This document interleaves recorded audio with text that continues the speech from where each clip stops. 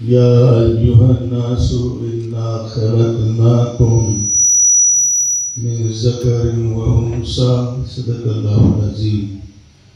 जमात इस्लामी हिंदच्या शहर जालना येथील शाखेने ईद निमित्त आयोजित केलेल्या ईद मिलन आणि या सद्भावना संमेलनासाठी उपस्थित असलेल्या सर्व सन्माननीय सर्व आदरणीय बंधूंनो आणि भगिनींनो, अस्सलामु अलैकुम व रहमतुल्लाहि व बरकातुहू।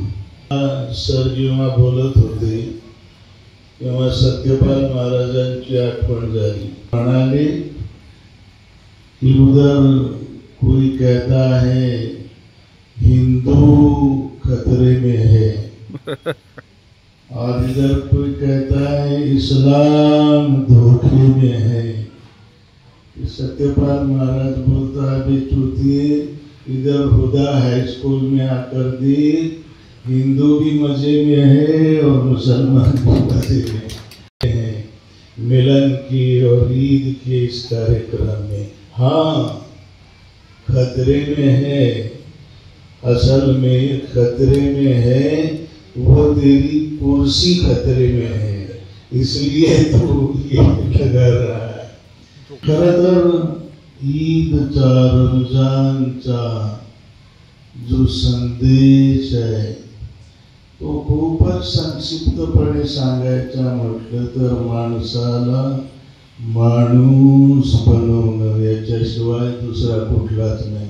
रोजाही याच्यासाठी आहे, नमाजही त्याच्यासाठी आहे, जगात आणि हजही त्याच्यासाठी आहे आणि कुराणाचा तर तो उद्देशच आहे। पैगंबर साहब म्हणाले, मैं दुनिया में आया ही हूं इसलिए कि मानवजात को अखलाक के, शील के, चारित्र्य संपन्नता के हाइट पर पहुंचाऊं, इसलिए मैं दुनिया में आया हूं।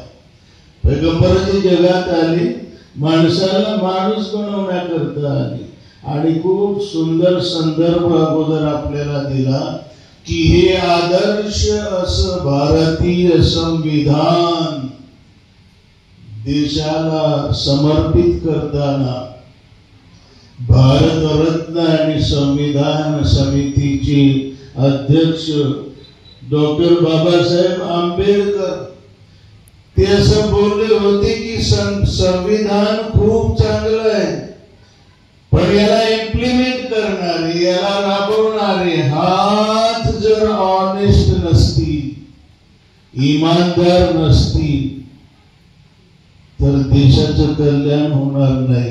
ऑन दी कॉन्ट्ररी, संविधानामध्ये काही त्रुटी जरी असल्या पण त्याला राबवणारे हँड्स ते ऑनेस्ट असले, ते ईमानदार असले तर या देशाचं कल्याण होईल, कल्याण होईल।